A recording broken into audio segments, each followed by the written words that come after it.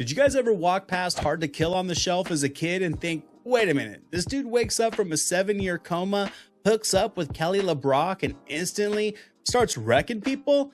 If so, you found your happy place. In this video, we're jumping right into 1990s Hard to Kill. We're going to discuss how it worked as Seagal's big early 90s sophomore follow-up, how it worked as a revenge vehicle, what it did at the box office, how it played on VHS, and why the Coma revenge angle is both ridiculous and sort of perfect for his brand. Here we go, Mr. Big Balls. I'm gonna take you to the bank, Senator Trent. To the blood bank.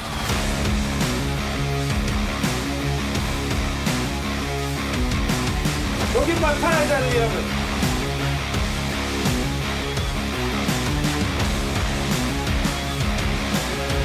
My friend, he's a little bit country. I'm a little bit rock and roll. What does that mean?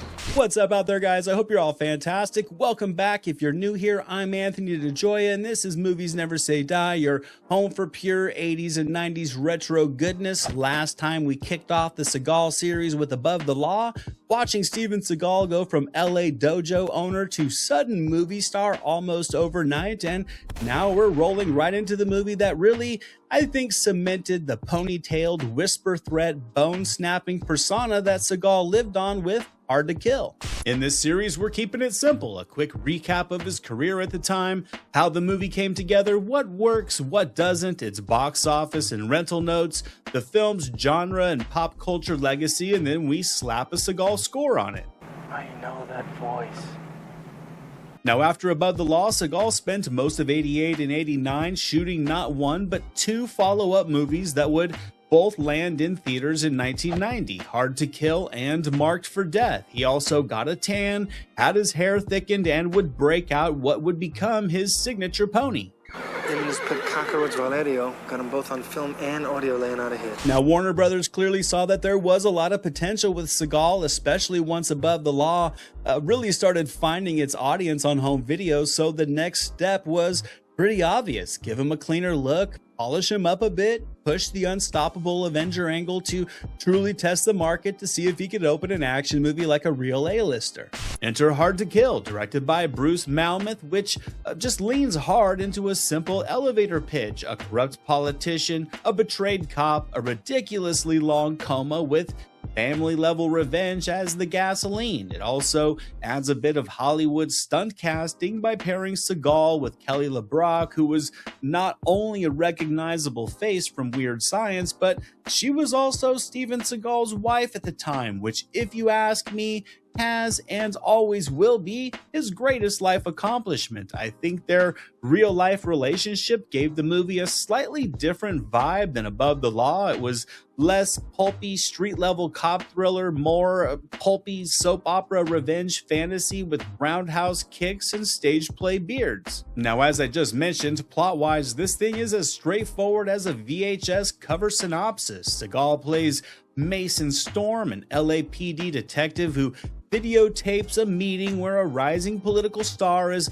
literally ordering a hit. Naturally, before Storm can expose him, goons raid his house, interrupting Seagal's awkward attempt at a sex scene. They murder his wife and leave him for dead, but his young son escapes, which is important later, kind of. Mason, however, is hard to kill, and he doesn't die. He goes into a coma and stays there for 7 years.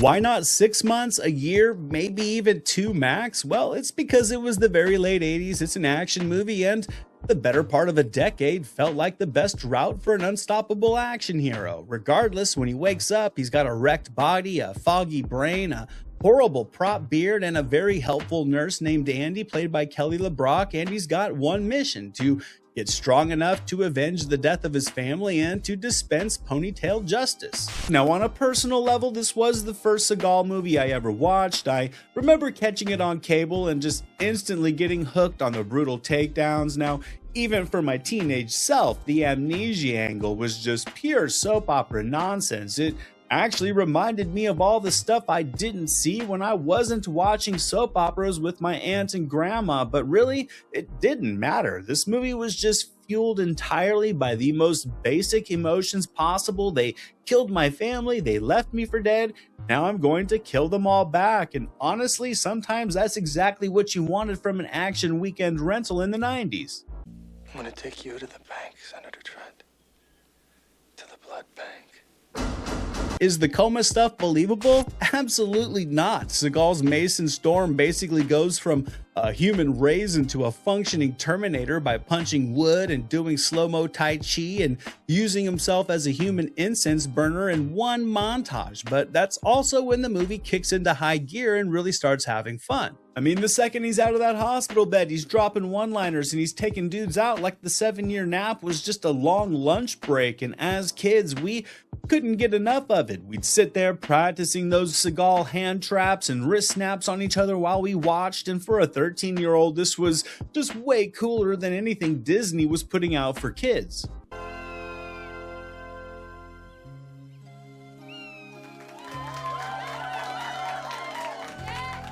Scene-wise, Hard to Kill delivers a nice little highlight reel. There's the opening dock surveillance with Storm creeping around with his giant video camera, which then sets up the whole Trent conspiracy. There's the hospital assassination attempt where he's half awake, half broken, yet still managing to outsmart a hitman while in a hospital bed. You get the home invasion throwdown at the farmhouse, and of course the finale where Storm finally confronts Senator Trent, turning that "I'm gonna take you to the bank, Senator Trent," the blood bank line, into a permanent entry in the 90s action quote Hall of Fame. I think Kelly LeBrock adds a fun touch in her first performance since Weird Science. She admittedly doesn't get really anything to do beyond being the supportive nurse turned ride or die, but she does give the story just a little bit of warmth and some romantic energy that Above the Law certainly didn't have. And for teenage viewers in 1990, LeBrock was absolutely part of the draw with this movie.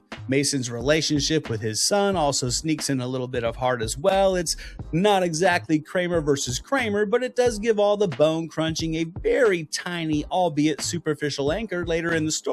Now, financially, this movie did exactly what Warner Brothers had hoped that Above the Law would do. It would open in theaters on February 9th, 1990, debuting at #1 with $9.2 million, which at the time was the biggest 3-day February opening ever. It would stay in the box office top 5 for a month, and it would never drop out of the top 10 during its 7-week run to ultimately pull in $47.4 million in the States on a reported $12 million budget, with worldwide grosses pushing totals to around $75 million.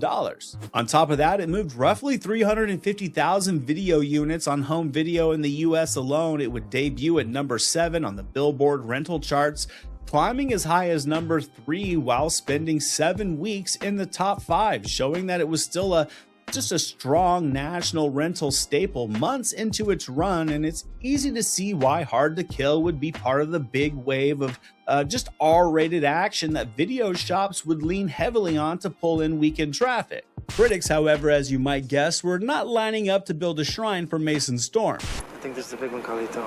Got our own little Academy Award here, and I think it's gonna be good. You ready? Most either laughed at it or casually dismissed it. Variety knocked the film for sluggish direction and a threadbare screenplay, which, to be fair, isn't totally wrong if you're judging Hard to Kill as prestige cinema. Some got the point, though. Janet Maslin over at the New York Times was much more into it, calling it a lively one for its genre and noting that it's at least ambitious enough to do more than just string together random action scenes. So, as you can see, a few of the critics at the time clearly did get the assignment for this movie. Because where Hard to Kill really lives is in that early 90s action sweet spot, it doubles down on everything Above the Law teased: the whispery threats, the close quarter bone snaps, the you messed with the wrong guy energy, but stylistically it doesn't feel like a huge step up from his debut. The direction and the cinematography are pretty simple overall, almost TV movie-esque at times, so the action ends up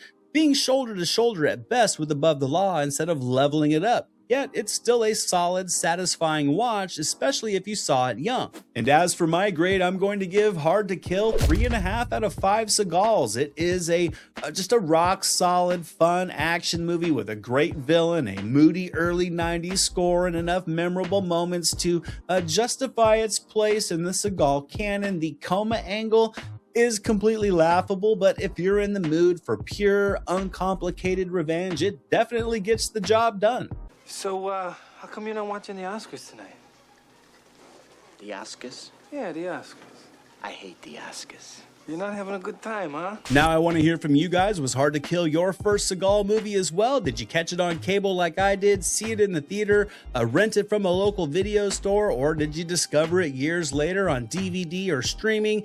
Drop your memories down in the comments. I love hearing where these movies first crashed into your guys' lives. And next up in the Seagal series, we're sticking with 1990 and heading right into Marked for Death, where Seagal's going to take on drug lords, voodoo, and some of the wildest villain energy he'd face in his early career. So if that sounds fun to you, you're definitely going to want to be here for that one. And if you're digging the retro vibes of the channel, be sure to check out my Friday Night Rentals series, where I deep dive into all the corners of 80s cinema, as well as the VHS Vault for those 90s home video favorites that just lived on your local video shelves. You can find all those episodes if you're interested right here. Thank you guys all so much for watching. Don't forget to like the video if you had fun, subscribe if you haven't done so yet, and hit that notification bell so you don't miss the next trip down the action aisle. And until then, keep your scowls razor sharp, keep your ponytails tight, and remember, movies never say die. This is Jack Burton in the Pork Chop Express, and I'm talking to whoever's listening out there.